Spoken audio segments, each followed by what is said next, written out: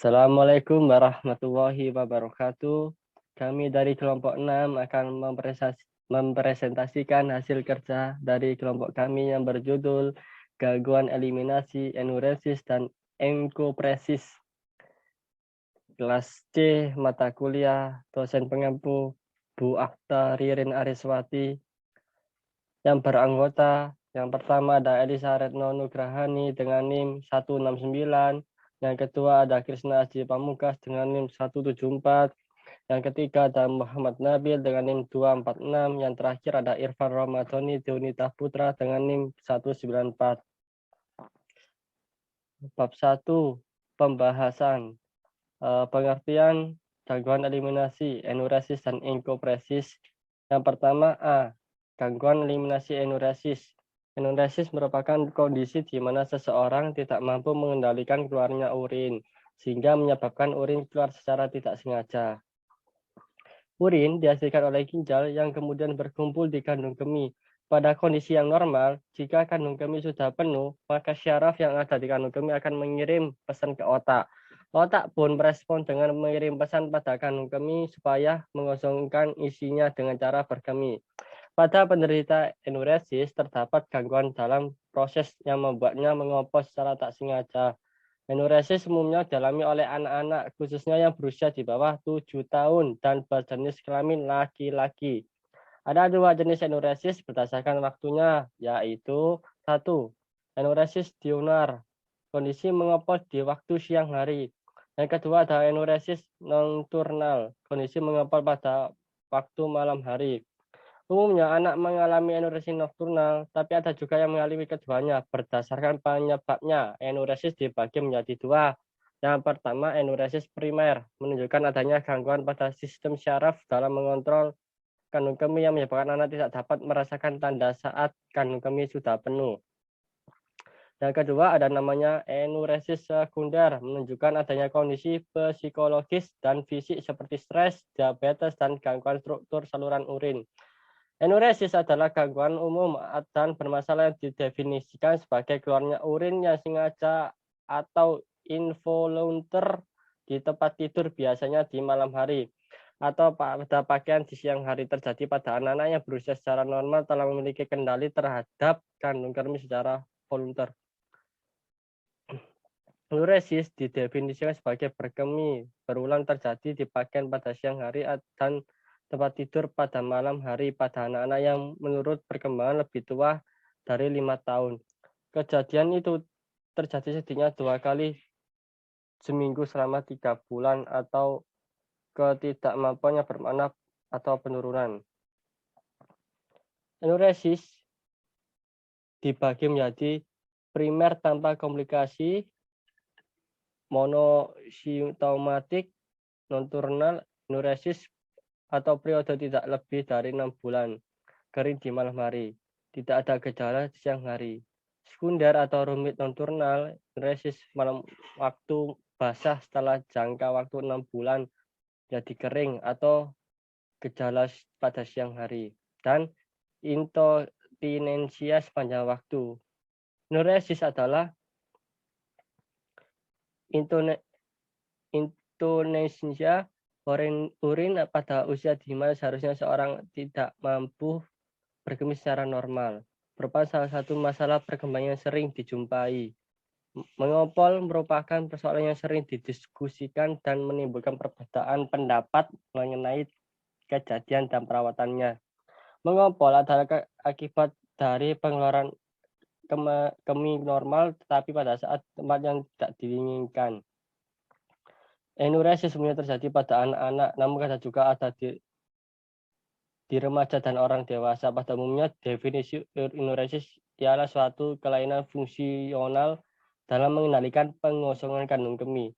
Dari kelainan fungsi tersebut di atas, muncul masalah yang diakui merupakan salah satu faktor untuk memberikan definisi enuresis. Masalah tersebut ialah batasan umur pada anak yang dianggap telah mengendalikan kekosongan kandung kemihnya. Pengertian lain menyebutkan bahwa enuresis adalah pengeluaran urin yang tidak disadari oleh anak berumur 5 tahun atau lebih di siang hari maupun di malam hari. Selanjutnya akan dibahaskan oleh teman saya. Waktu dan tempat dipersilakan. Selanjutnya yang B ada gangguan eliminasi enkopresis. Enkopresis adalah istilah medis untuk buang air besar yang tidak disengaja dan berulang. Kondisi ini biasanya terjadi pada anak usia 4 tahun atau lebih, serta anak yang sudah melalui masa toilet training. Gangguan buang air besar ini terjadi jika ada feses yang bertahan di usus besar atau rektum. Lama-kelamaan usus besar semakin penuh. Akibatnya feses cair keluar secara tidak sengaja dan mengotori celana. Jika feses tersebut menumpuk, usus akan mengeluarkan feses sebagai refleks terhadap regangan. Refleks ini terjadi di luar kendali dan sulit ditahan enkopresis. Paling sering berkaitan dengan sembelit kronis. Tetapi kondisi ini juga dapat berhubungan dengan stres emosional. Definisi enkopresis berasal dari bahasa Yunani, en dan kopros, yang berarti feses.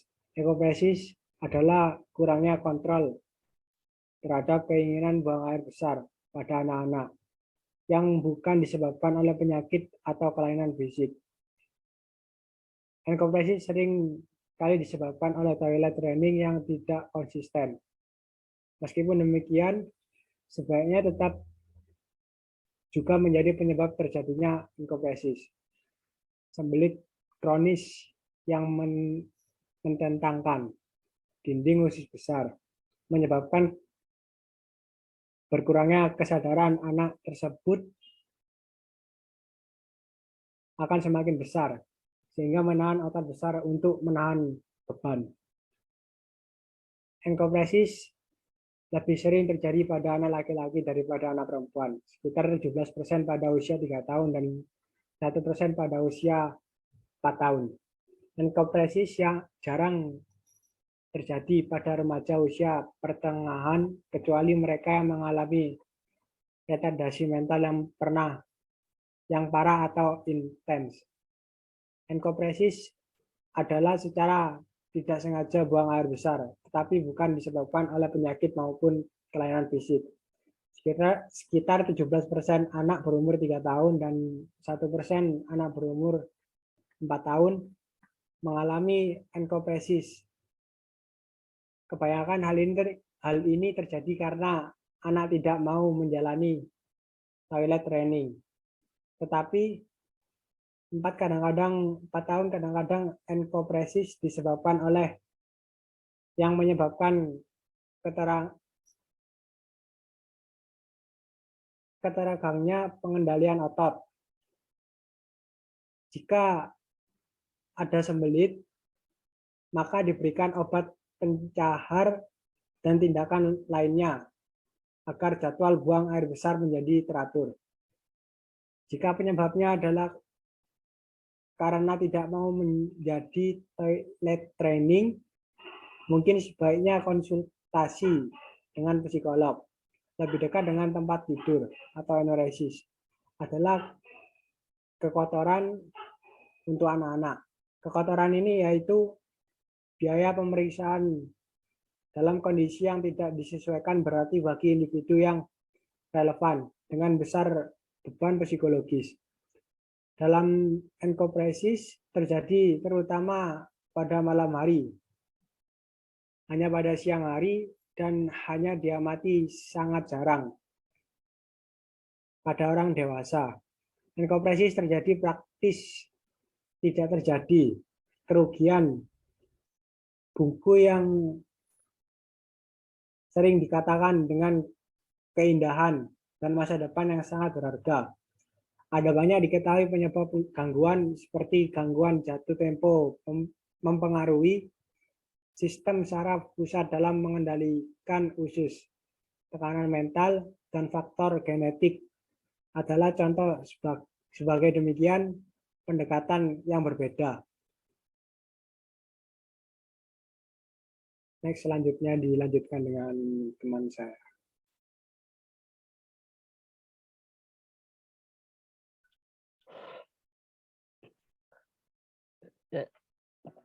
Selanjutnya, kriteria. Yang pertama ada kriteria gangguan eliminasi enuresis. Yang pertama ada pembuangan urin berulang kali ke tempat tidur atau pakaian, baik sengaja atau tidak sengaja. Perilaku signifikan secara klinis yang dimanifestasikan oleh frekuensi setidaknya 2 kali seminggu selama minimal 3 bulan berturut-turut adanya penelitian atau gangguan yang signifikan secara klinis dalam sosial, akademik, atau area fungsi penting lainnya. Usia kronologis minimal 5 tahun atau tingkat perkembangan yang setara. Perilaku tidak disebabkan oleh efek fisiologis suatu zat, misalnya diuretik, obat antipsikotik, atau kondisi medis lainnya, misalnya diabetes, pina, brifda, kejang, atau kekacauan. Yang B, ada namanya kriteria gangguan eliminasi enkopresis. Yang pertama ada pengeluaran tinja berulang kali ke tempat yang tidak semestinya, misalnya pakaian, lantai, baik secara tidak sadar maupun sadar. Yang kedua, setidaknya suatu peristiwa terjadi setiap bulan minimal selama 3 bulan. Usia kronologis minimal 4 tahun atau tingkat perkembangan yang setara. Perilaku yang tidak disebabkan oleh efek fisiologis suatu zat, misalnya obat pencahar atau kondisi medis lain, kecuali mekanisme yang melibatkan konstipasi. Selanjutnya ada namanya penyebab. Ini akan dilanjutkan oleh teman saya. Waktu dan tempat dipersilahkan. Selanjutnya penyebab. Yang pertama ada penyebab gangguan eliminasi enuresis.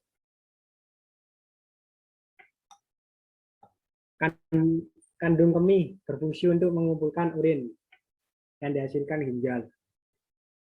Kandung kemih akan membesar seiring bertambahnya urin yang masuk dan mengecil untuk mendorong urin keluar saat seorang berkemih.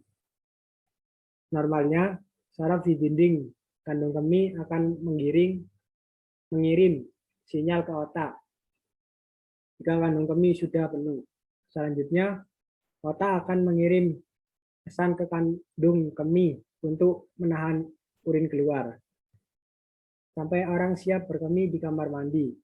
Pada kondisi enuresis, terjadi gangguan dalam proses pengiriman sinyal tersebut. Hal inilah yang menyebabkan seorang mengompol. Berdasarkan usia penderita, enuresis dapat terbagi dalam 2 jenis, yaitu yang pertama A, ada enuresis pada anak-anak.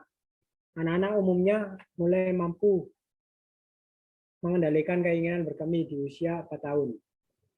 Awalnya, anak bisa mengendalikan keinginan berkemih di siang hari. Kemudian, mampu mengendalikan menahan keinginan berkemih di malam hari. Meski demikian, usia anak sampai dapat mengendalikan kandung kemih dapat berbeda. Enuresis pada anak usia 2-7 tahun normal terjadi. Kondisi ini biasanya disebabkan oleh beberapa faktor berikut. Yang pertama ada ketidakmampuan anak untuk menahan urin sepanjang malam. Yang kedua, ukuran kandung kemih yang masih kecil.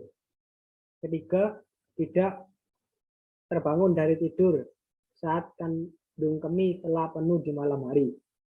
Yang keempat, perkembangan saraf kandung kemih yang belum sempurna. Kelima, produksi urin yang lebih banyak di sore dan malam hari. Keenam, kebiasaan anak untuk menahan keinginan buang air kecil. Di samping itu, enuresis pada anak juga dapat terjadi akibat adanya kondisi fisik atau psikologis yang sedang dialami. Kondisi medis ini tergantung pada jenis enuresis yang diderita, yaitu yang pertama, penyebab enuresis primer. Ada gangguan hormon antidiuretik atau ADH, yaitu hormon yang berfungsi untuk menurunkan produksi urin. Yang kedua, kelainan struktur saluran kemih, seperti kelainan katup lubang saluran kemih bagian luar, atau uretra. Saluran uretra yang lebih dari 2. Yang ketiga, kelainan pada saraf otak. Selanjutnya yang kedua, ada penyebab enuresis sekunder. Yang pertama ada gangguan enuresis yang diturunkan dari orang tua. Selanjutnya sleep apnea, tidur yang terlalu nyenyak, diabetes, infeksi saluran kemih, sembelit atau konstipasi, cedera saraf tulang belakang, misalnya akibat berolahraga atau kecelakaan. Yang terakhir, stres berat, salah satunya akibat belajar berkemih di toilet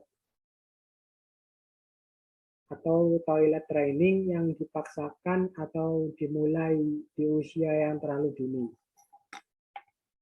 Yang B, enuresis pada orang dewasa. Tergantung pada jenis enuresis yang diderita. Ada beberapa kondisi yang bisa menjadi penyebab enuresis pada orang dewasa, yaitu yang pertama penyebab enuresis primer. Di sini ada yang pertama gangguan hormon antidiotetik atau ADH, sehingga ginjal menghasilkan lebih banyak urin. Kedua, penyumbatan pada uretra. Yang ketiga, ukuran kandung kemih yang terlalu kecil sehingga tidak mampu menampung urin. Keempat, otot kandung kemih yang terlalu tegang sehingga mendorong urin keluar dan kandung kemih.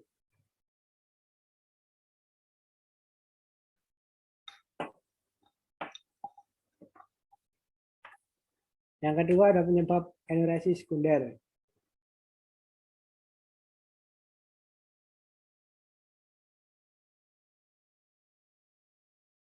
Pertama, penggunaan obat-obat, antara lain obat tidur atau antipsikotik. Yang kedua, terlalu banyak minum, terutama minuman yang mengandung kafein. Yang kedua, konstipasi. Diabetes mellitus, penonjolan organ panggul yang menekan kandung kemih, infeksi saluran kemih, batu kandung kemih, pembesaran prostat, kanker kandung kemih atau prostat, infeksi cacing kremi, kejang, multiple sclerosis, penyakit Parkinson, dan yang terakhir stres. Selanjutnya akan dilanjutkan dengan teman saya.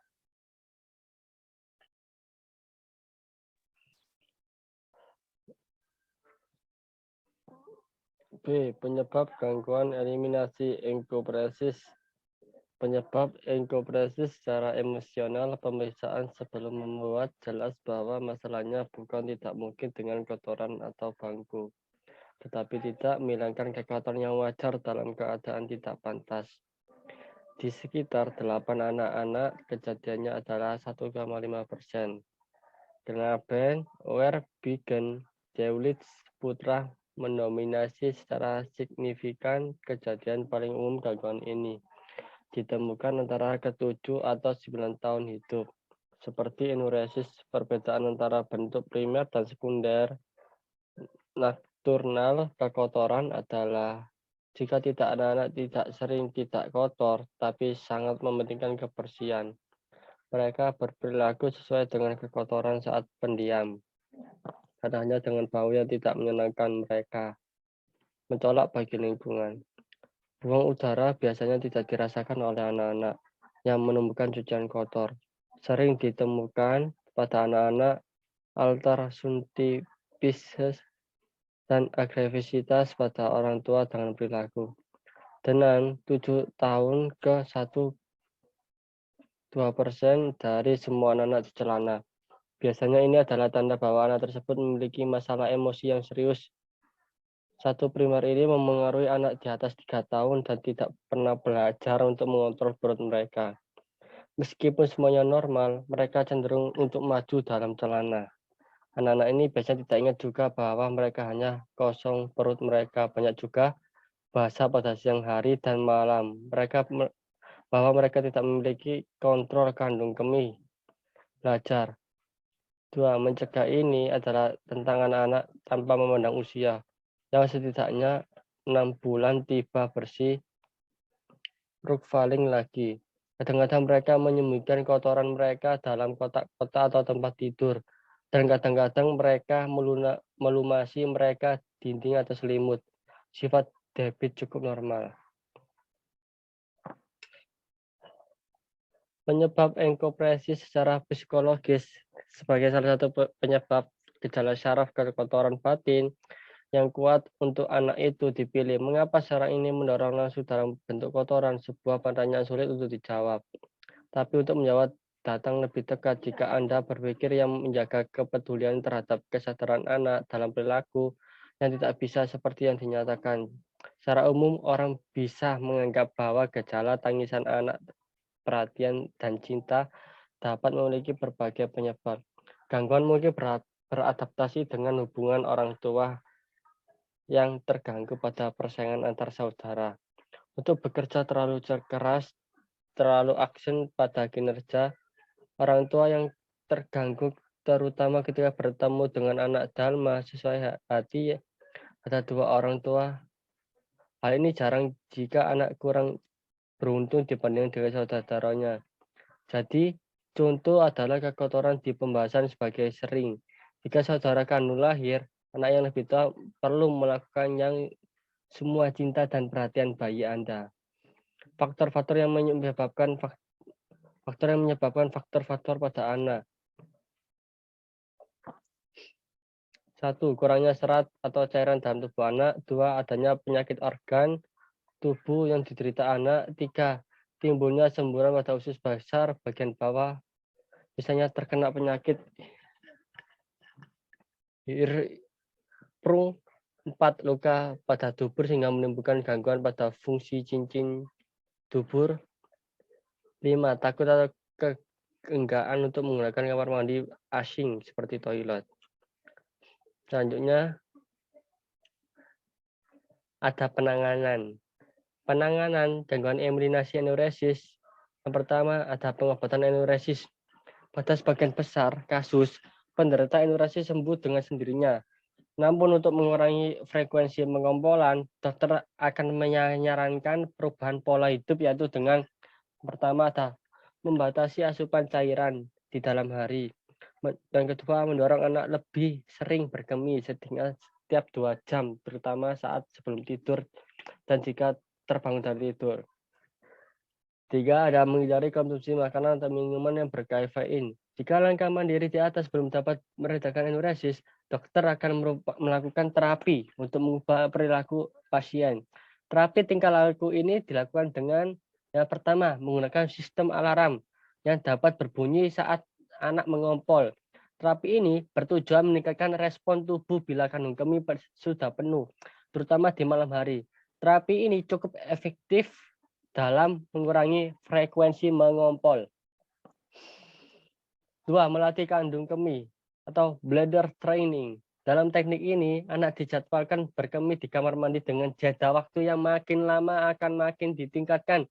Tujuannya adalah untuk membantu meregangkan ukuran kandung kemih, serta agar anak terbiasa membuang air kecil untuk jangka waktu panjang.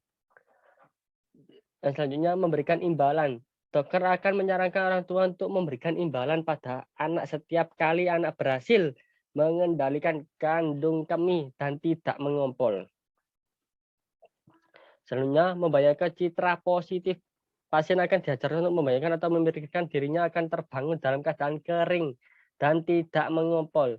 Teknik ini dapat membantu untuk berhenti mengompol. Jika upaya tersebut belum dapat memperbaiki gangguan enuresis, maka dokter akan memberikan obat-obatan seperti obat untuk menurunkan produksi urin pada malam hari seperti desmopressin. Obat ini diberikan secara oral dan hanya diperuntukkan bagi anak di atas 5 tahun. Namun obat ini tidak dianjurkan pada anak-anak yang mengalami diare, demam, atau mual.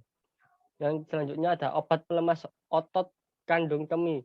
Untuk diberikan pada anak yang memiliki kandung kemih kecil, obat ini berfungsi mengurangi kontraksi dinding kandung kemih dan memperbesar kapasitasnya. Contoh obat jenis ini adalah oksibunin. Hanya akan dijelaskan oleh teman saya. Waktu dan tempat dipersilahkan.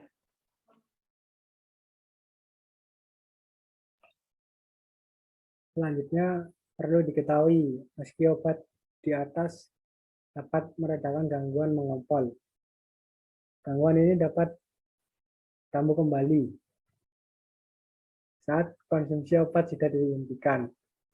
Di sisi lain, pertimbangan resiko efek samping juga perlu diperhatikan.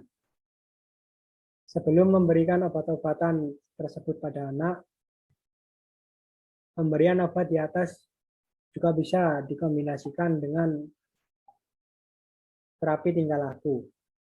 Pada beberapa kasus, kombinasi dua metode tersebut terbuktikan efektif dalam mengatasi enuresis. Sebagian besar penderita enuresis dapat terbebas dari gangguan mengompol, sering dengan bertambahnya usia. Hanya sedikit kasus enuresis yang bertahan hingga usia dewasa. Selanjutnya B, penanganan gangguan eliminasi enkopresis. Yang pertama ada pengobatan enkopresis. Semakin cepat enkopresis diobati, maka akan semakin baik. Langkah pengobatan pertama melibatkan pembersihan usus dari feses yang menumpuk. Prosedur ini bisa menggunakan resep obat pencahar seperti golongan suppositoria, rectum. Setelahnya, tetapi pengobatan akan diutamakan untuk mendorong pola dan kebiasaan DAB yang baik. Pada beberapa kasus, rujukan psikoterapi mungkin akan ditambahkan ke terapi pengobatan anak. Next.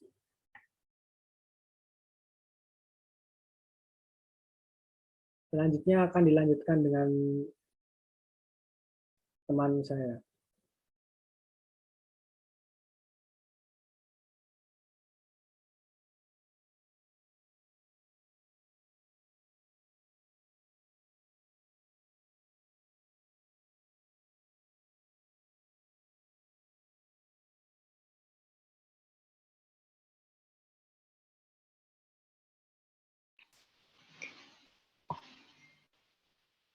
Baik, selanjutnya saya akan menjelaskan bab 2 mengenai analisis kasus.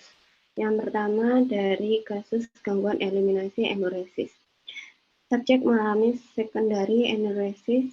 Hal ini ditunjukkan dengan kenyataan bahwa subjek mengalami masa kering dari bedwetting jarak antara satu kejadian ke kejadian berikutnya.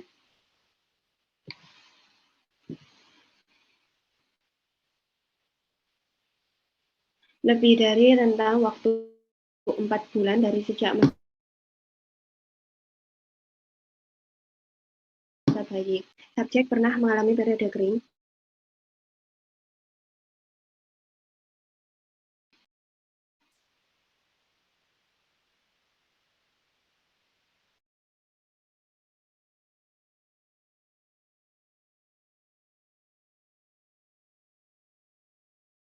agak mengompol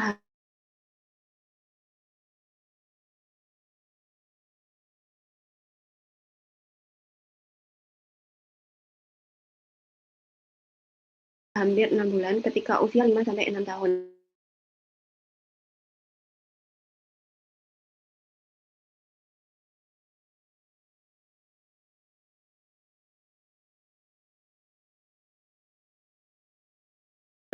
Selain saat tidur, subjek juga mengompol pada saat bangun sehingga dikatakan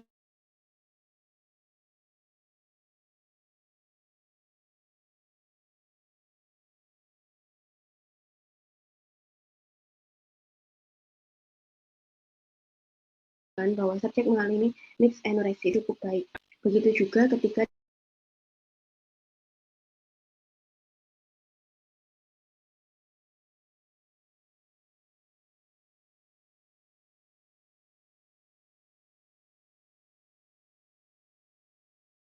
proses kelahiran.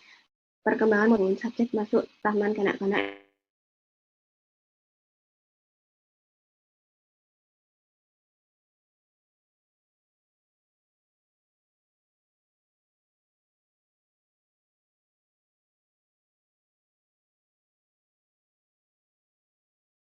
dan subjek sering tertidur karena subjek berada di taman kanak-kanak selama 1 tahun. Selanjutnya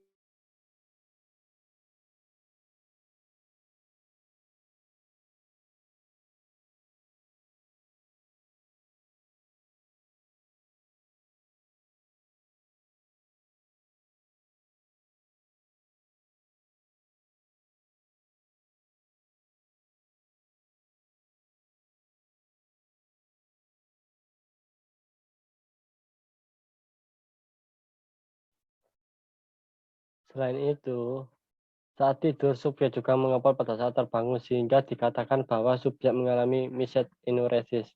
Riwayat kesehatan subjek sejak dalam kandungan cukup baik, begitu juga ketika dalam proses kelahiran, perkembangan motorik dan bahasa subjek cepat. Pada usia 4 tahun, subjek masuk ke taman kanak-kanak dan subjek sering tertidur karena merasa bosan dengan aktivitas yang dijalaninya. Subjek berada di taman kanak-kanak selama 1 tahun, selanjutnya masuk ke sekolah dasar. Sejak kecil, subjek memiliki kebiasaan menahan buang air kecil dan buang air besar pada usia 10 tahun. Masalah enuresis yang dialami waktu parah yang disebabkan subjek mengalami infeksi saluran kencing. Hampir setiap hari, subjek mengompol di sekolah. Subjek yang sering membantah pada orang tua dan sering marah terhadap saudaranya. Pada saat itu, subjek sering diabaikan oleh teman-temannya karena dianggap anak kecil. Selanjutnya akan dibahas oleh teman saya, Krisna. Waktu dan tempat dipersilakan.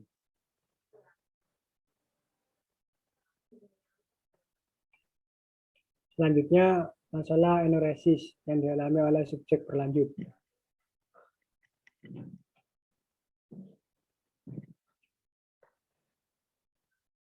Hingga masa remaja, subjek merasa tidak dimengerti oleh orang lain, baik keluarga, teman, maupun guru di sekolah.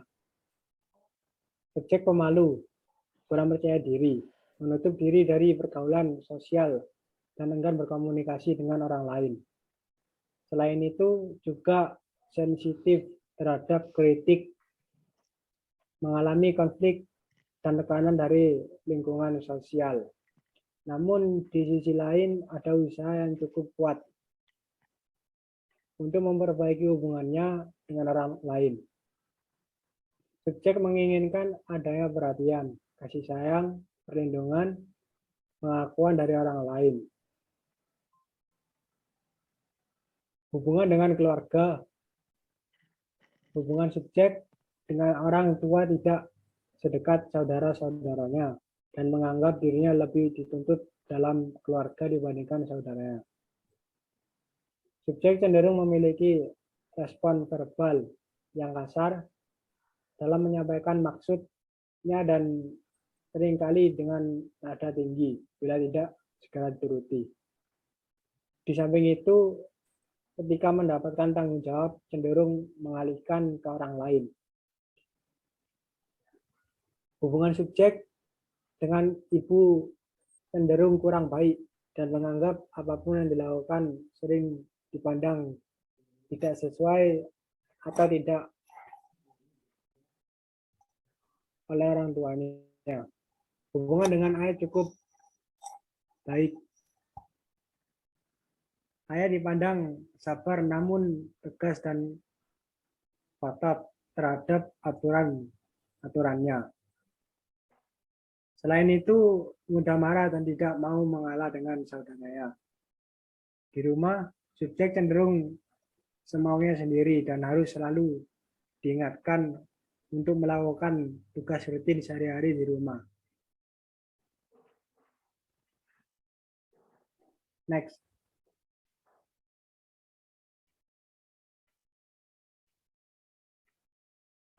Selanjutnya akan dilanjutkan dengan Elisa.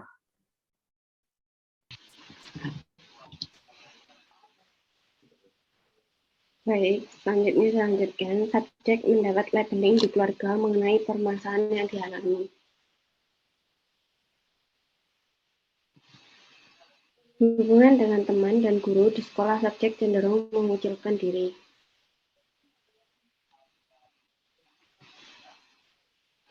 Enggan didekati dan merasa ditolak kehadirannya. Subjek lebih sering asik sendiri dengan buku yang dibacanya, atau membuat gambar di buku tulis. Subjek kurang mengambil bagian atau kurang terlibat bila ada proyek bersama dalam sebuah kelompok ataupun tugas bersama di kelas. Akan tetapi, tampak menunjukkan usaha untuk kontak sosial namun seringkali diabaikan oleh teman-temannya. Subjek bersedia menyapa guru yang disukai dan menghindar dengan yang tidak disukai. Subjek mengalami bullying dari teman-temannya, diantaranya menjadi bahan tertawa, diguncingkan dan diabaikan. Subjek menunjukkan respon kurang peduli dengan sekitarnya dan memiliki sedikit teman. Subjek tergolong siswa yang pasif. Ketika pelajaran berlangsung, lebih banyak diam dan jarang berinisiatif untuk menjawab pertanyaan guru terlebih dahulu. Selanjutnya dilanjutkan oleh teman saya.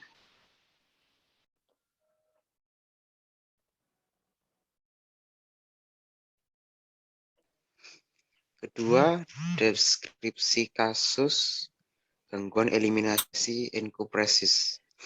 Henry adalah seorang laki-laki berusia 11 tahun dengan enkopresis hampir setiap hari dan sejumlah perilaku terkait termasuk menyembunyikan feses di sekitar rumah. Ia tinggal di lingkungan perawatan asuhan khusus. Setelah dipisahkan dari orang tua biologisnya pada usia 7 tahun, karena penganiayaan fisik dan seksual, kedua orang tuanya terlibat di dalam penyalahgunaan zat dan riwayat awalnya tidak tercatat dengan baik. Meskipun demikian, orang tuanya menunjukkan bahwa tidak menunjukkan kontinensia usus terus-menerus beberapa bulan. Henry juga mengalami enuresis sampai 6 tahun, tetapi membaik hingga episode malam hari yang kadang-kadang setiap 4-6 bulan. Henry juga sesuai untuk diagnosis gangguan menentang oposisional. Meskipun ia telah mengalami penganiayaan fisik dan seksual, ia tidak mengalami ingatan kembali akan hal tersebut atau gejala-gejala yang memenuhi kriteria untuk gangguan stres pasca trauma atau PTSD. Henry, baik saya lanjut. Henry juga memiliki gangguan defisit atensi hiperaktif atau ADHD dan efektif diterapi dengan methylphenidate Ritalin 10 mg 2 kali sehari. Keluarga asuh tinggal di daerah kota yang memiliki akses rumah sakit anak yang dikenal secara nasional. Bagian rawat jalan memiliki program enkopresis perilaku khusus yang menggabungkan metode pelatihan khusus dengan komponen psikoedukasional serta psikoterapi. Konsultan psikiatrik pada program perawatan asuh khusus meragukan bahwa program ini akan berhasil untuk Henry karena ia memiliki begitu banyak psikopatologi terkait dan feses sering disimpan di sekitar rumah dengan cara yang simbolik. Enkopresis juga bukanlah jenis limpahan retentif karena ditahan dan feses selalu terbentuk dengan baik. Meskipun demikian, karena tidak ada bahaya yang dapat terjadi karena rujukan tersebut. Psikiater anak konsultan menyetujuinya. Konsultan terkejut beberapa minggu setelah pelatihan usus rawat jalan yang digabungkan dengan komponen psikoedukasional dan psikoterapi menghasilkan berhentian sempurna enkopresis. Pada salah satu kunjungannya ke rumah, Henry dengan bangga menunjukkan pada manajer kasusnya suatu diagram mengenai fungsi sistem digestif yang merupakan bagian dari program psikoedukasional. Bila memandang ke belakang, tampak bahwanya meskipun ada aspek simbolik perilaku enkopretik Henry, perilaku buang air ini bersifat ego-distonik dan memiliki motivasi untuk mengubah perilakunya. Meskipun motivasi ini tidak dapat dideteksi secara prospektif oleh tim, tetapi karena sikap respon menentang perlawanan terhadap orang dewasa. Selanjutnya analisis kasus akan dijelaskan oleh teman saya.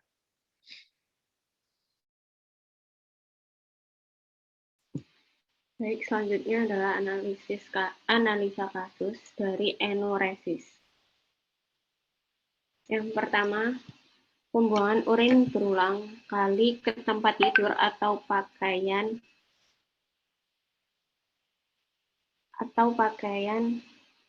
baik disengaja atau tidak disengaja itu muncul. Lalu yang kedua, perilaku signifikan secara klinis yang dimanifestasikan oleh frekuensi setidaknya 2 kali seminggu selama minimal 3 bulan berturut-turut, atau adanya penderitaan atau gangguan yang signifikan secara klinis dalam sosial, akademik, pekerjaan, atau area fungsi penting lainnya itu muncul. Lalu usia kronologis minimal 5 tahun atau tingkat perkembangan yang setara muncul. Dan yang terakhir, perilaku tidak disebabkan oleh efek fisiologis suatu zat, misalnya diuretik, obat antipsikotik, atau kondisi medis lain, misalnya diabetes, bifida, kejang, dan kekacauan. Hal itu muncul. Selanjutnya dilanjutkan oleh teman saya.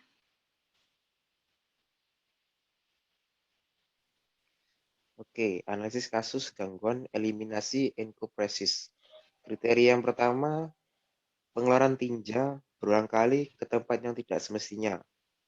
Misalnya pakaian, lantai, atau lain-lain, baik secara tidak sadar atau sadar. Hal ini muncul.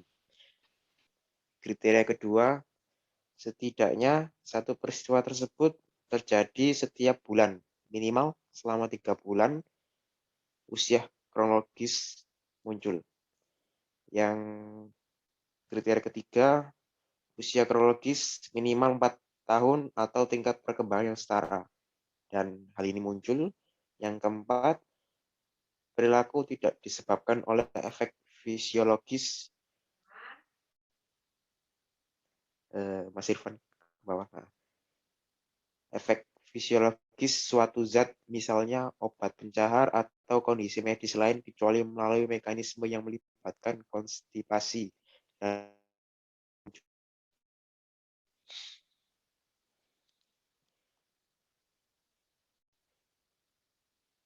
Selanjutnya, diagnostik multiaksial.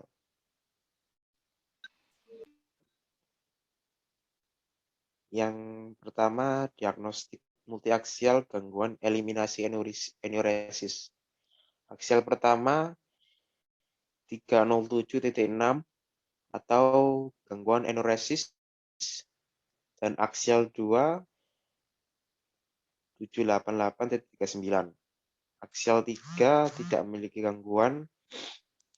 Aksial 4 diabaikan oleh teman-temannya lalu dikucilkan dengan orang sekitar dan keluarganya.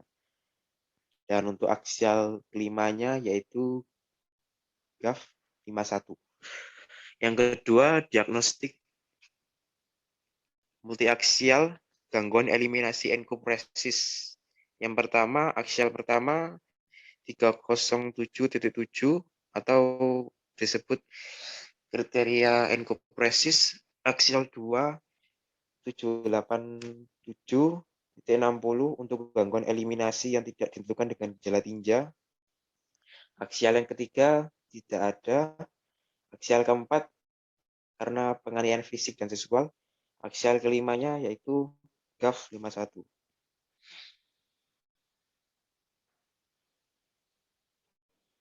Bab 3. Review jurnal akan dijelaskan oleh teman satu dan tempat, dipersilakan. Baik, selanjutnya saya akan menjelaskan mengenai jurnal 1 yang berjudul efektivitas bladder training terhadap kemampuan mengontrol eliminasi urin pada pasien pos operasi sektio sesar di Rumah Sakit Advent Medan 2019. Jurnal ini termasuk Jurnal Kesehatan Surya Nusantara yang diterbitkan pada tahun 2019 dan penulisnya Nurliati Astiati. Reviewer oleh saya sendiri yaitu Elisa Retno-Nugrahani dengan NBI 169 dengan tanggal 29 November 2021. Tujuan dari jurnal ini yaitu mengetahui efektivitas bladder training terhadap kemampuan mengontrol eliminasi urin pada pasien post sektio sesar di RSU Advent tahun 2019.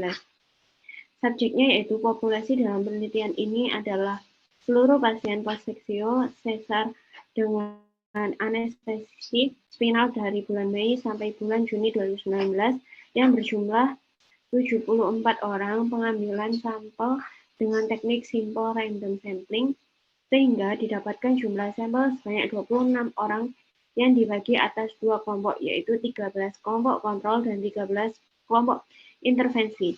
Metode yang digunakan yaitu penelitian ini merupakan penelitian dengan desain kuasi eksperimen. Hasil dari penelitian ini dengan chi-square didapatkan P0,018 yang berarti ada perbedaan yang signifikan kemampuan mengontrol eliminasi urin antara kelompok kontrol dan kelompok intervensi setelah dilakukan tindakan bladder training. Selanjutnya dilanjutkan oleh teman saya.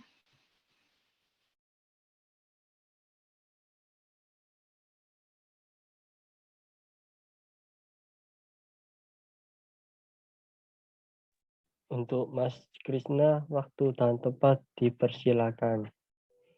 Baik, jurnal 2. Judul hubungan penggunaan diapres dengan kemampuan toilet training pada toddler di Paut Arisalah, Kota Lubuk Linggau tahun 2017. Jurnal Poltekkes Kemenkes Palembang Prodi Keperawatan Lubuk Linggau tahun 2019. Penulis Zuraidah, SKM MKM. Review saya sendiri Krisna Pamungkas 15/12/000174 tanggal 28 November 2021. Tujuan mencari hubungan antara dua variabel yaitu hubungan penggunaan diapers dengan kemampuan toilet training pada anak usia toddler. Subjek anak usia kurang dari 12 tahun. Metode menggunakan survei analitik yang bertujuan mencari hubungan antara dua variabel yaitu hubungan penggunaan diapers dengan kemampuan toilet training pada anak usia 12 tahun. Hasil penelitian toilet training pada toddler di Paut Arisalah, Kota Lubuk Linggau sebagai besar termasuk kategori kurang baik yaitu 65,6% dari seluruh responden. Selanjutnya dilanjutkan dengan teman saya.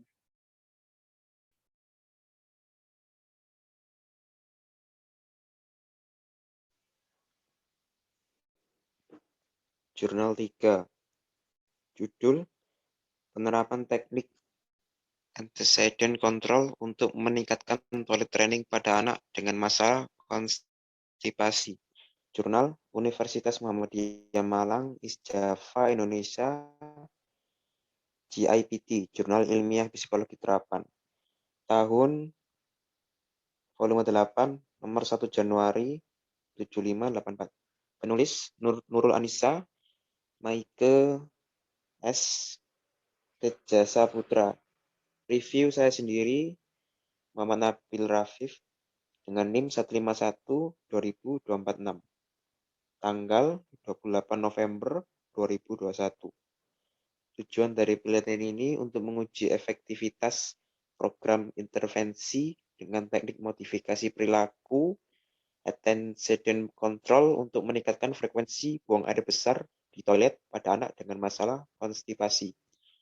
Subjek partisipan dalam penelitian ini berjumlah 1 orang dengan inisial L, anak perempuan yang berusia 3 tahun dan mengalami konstipasi.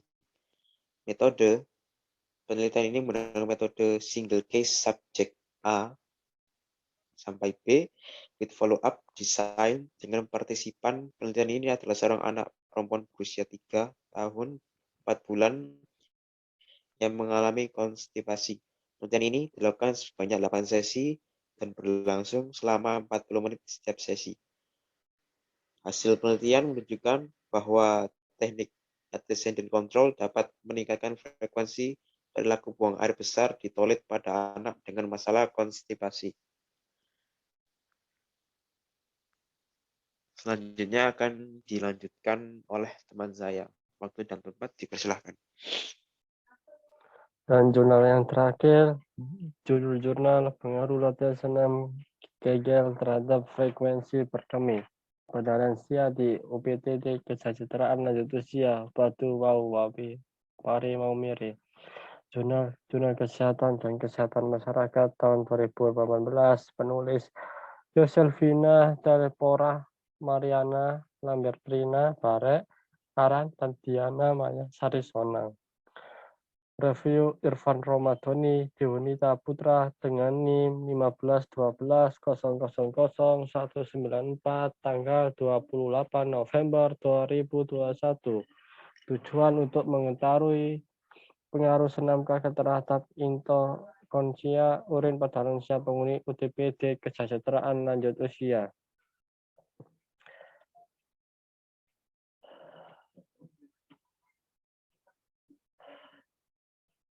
Subjek anak retardasi mental di SLB Putra Idata Kecamatan Dolopo Kabupaten Madiun.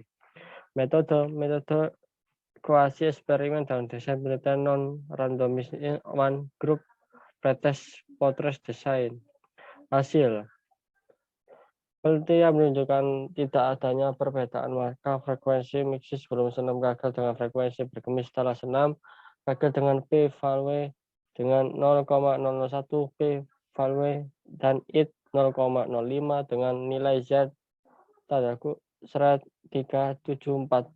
Berdasarkan hasil tersebut dapat disimpulkan bahwa senam Kegel tersebut menurunkan frekuensi berkemi pada lansia. Dan bab 5 kesimpulan.